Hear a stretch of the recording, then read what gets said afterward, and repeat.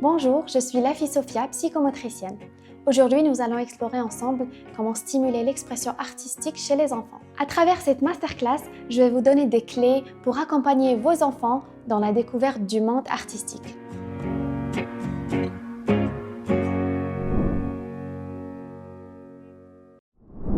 Tout au long de cette masterclass, nous verrons comment initier l'enfant à l'expression artistique, comment l'encourager pour être créatif au quotidien et enfin, comment l'art peut être un véritable outil pour l'expression émotionnelle des enfants. Commençons par la question de Hicham, papa de Sarah, qui nous demande « Mon bébé a 10 mois, comment puis-je l'initier en douceur à l'univers des couleurs et des formes ?» Au tout début, il faut savoir que les petits bébés ont tendance à préférer la couleur rouge et les formes géométriques plus rondes qui rappellent le visage de l'être humain et de la maman. Et pour initier le petit enfant à l'univers des couleurs et des formes géométriques, il faut bien sûr tout d'abord commencer par son propre corps, utiliser de la peinture, de la pâte à modeler pour faire les empreintes des mains et des pieds de l'enfant. Il est aussi possible de l'initier à travers le monde extérieur, les différentes couleurs du ciel, des fleurs, ainsi que des feuilles des arbres qui diffèrent entre l'automne, l'hiver et l'été. Nous avons Amina, maman de Younes qui a 2 ans, qui nous demande comment identifier et encourager les talents artistiques précoces chez mon enfant? Pour identifier le talent artistique de votre enfant, il faut très bien faire attention au quotidien, aux jeux symboliques qu'il fait et aux activités qu'il préfère. Par exemple, on peut trouver des jeunes enfants qui passent toute leur journée à construire et qui préfèrent les jeux de construction.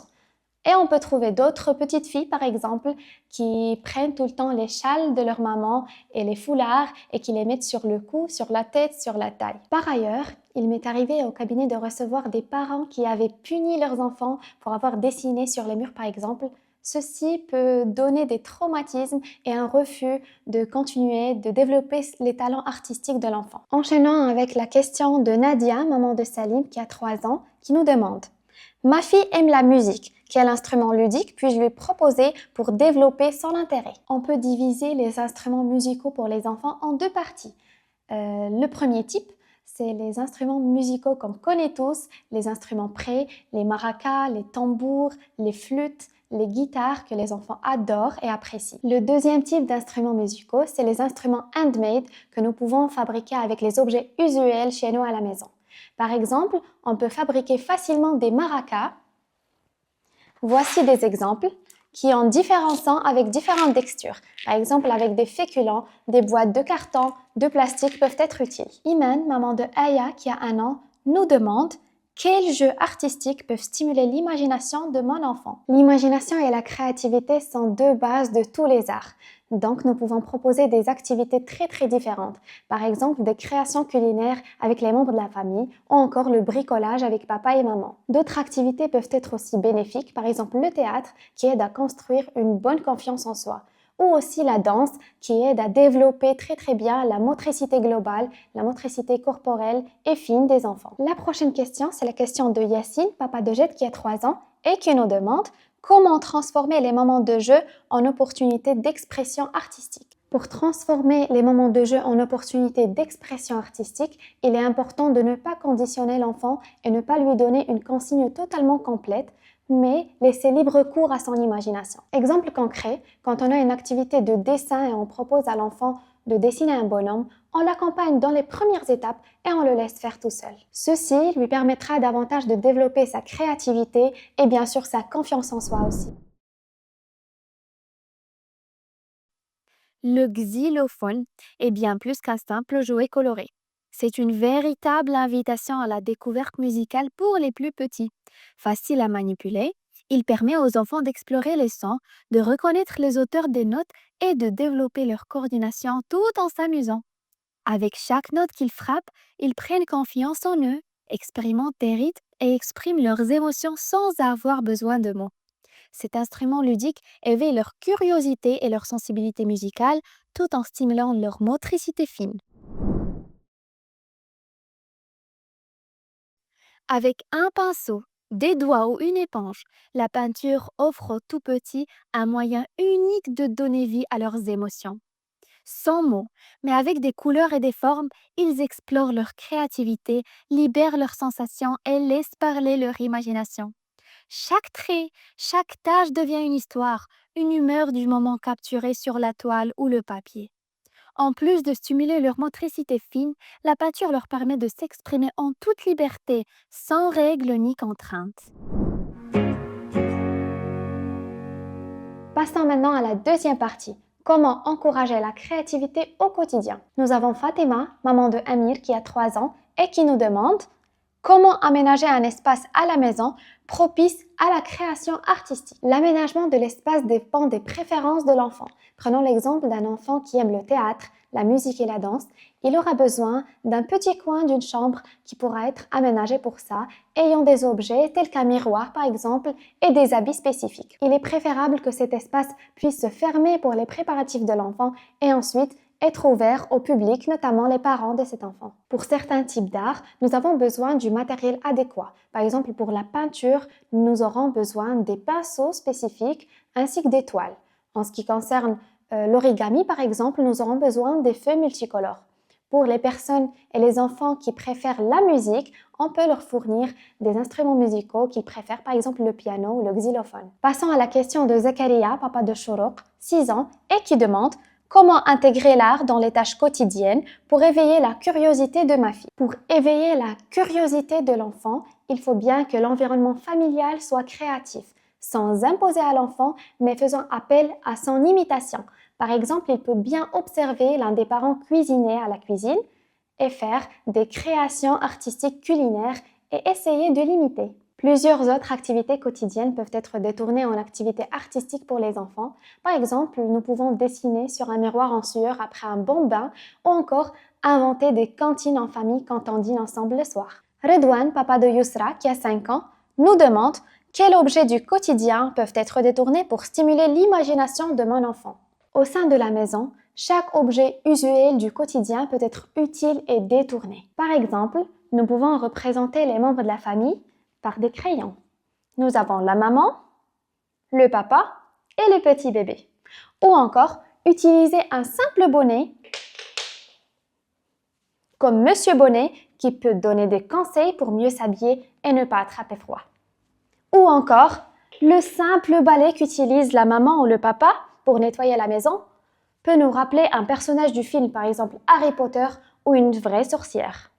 Kenza, maman de Assia, 8 ans, nous demande comment équilibrer les temps de création et de repos pour éviter la lassitude. Nous sommes des êtres créatifs, donc l'art est présent dans notre vie tout le temps, mais de manière différente. Par exemple, si l'enfant est fatigué de jouer au piano, il peut se reposer bien sûr en fabriquant par exemple des bijoux ou en dessinant des bandes dessinées. C'est aux parents de stimuler la créativité de leurs enfants et leur laisser la possibilité de choisir les arts qui leur conviennent, en évitant bien sûr les écrans qui peuvent limiter ses capacités créatrices. Camélia, maman de Ryan qui a 5 ans, demande comment intégrer des supports numériques tout en encourageant la créativité manuelle. Les supports numériques permettant la photographie et la création des vidéos sont très bénéfiques pour le développement artistique et manuel des enfants. Prenons l'exemple des animations en stop motion qui peuvent être utilisées avec la pâte à modeler et créer des histoires extraordinaires. Ces supports numériques peuvent aussi être bénéfiques pour la création des animations en 2D et 3D et la création de musique par exemple. Par contre, l'utilisation des écrans peut être néfaste, alors il faut que les parents soient présents et guident leurs enfants pendant l'utilisation. Au sein de mon cabinet, je propose aux parents des enfants d'environ 5 ans de ne pas utiliser les écrans plus de 15 à 20 minutes quotidiennement. Avec ses couleurs et ses formes variées, la marionnette capte l'attention des tout petits et les invite à s'exprimer en douceur. Elle devient une véritable complice, les aidant à donner vie à leurs émotions et à leur imagination. En glissant leurs petites mains à l'intérieur, ils créent des histoires, donnent une voix à leurs sentiments et osent exprimer ce qu'ils n'auraient peut-être pas dit autrement.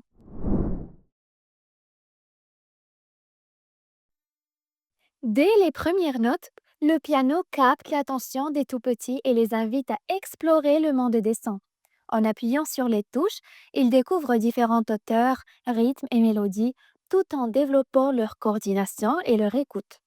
Chaque note jouée devient une émotion qui s'exprime à travers la musique. Peu à peu, ils gagnent en confiance, expérimentent librement et se familiarise avec l'univers musical de manière ludique et intuitive. Place maintenant à la troisième partie qui porte sur l'art et les émotions de l'enfant. Fatima, maman de Marwa, 3 ans, demande: ma fille a du mal à exprimer ce qu'elle ressent. Comment l'art peut l'aider à mettre des mots sur ses émotions? L'enfant, comme l'adulte, peut avoir des difficultés à exprimer ses ressentis et ses émotions verbalement, ou peut intervenir la musicothérapie ou encore l'art-thérapie, soit en s'exprimant à travers le dessin, la peinture, un spectacle de marionnettes ou encore la création des histoires, soit à travers des objets créatifs artistiques, par exemple des tableaux ou des objets créés avec les enfants, comme ce livre d'émotions, à travers lequel l'enfant peut prendre conscience de ses émotions et montrer ce qu'il ressent.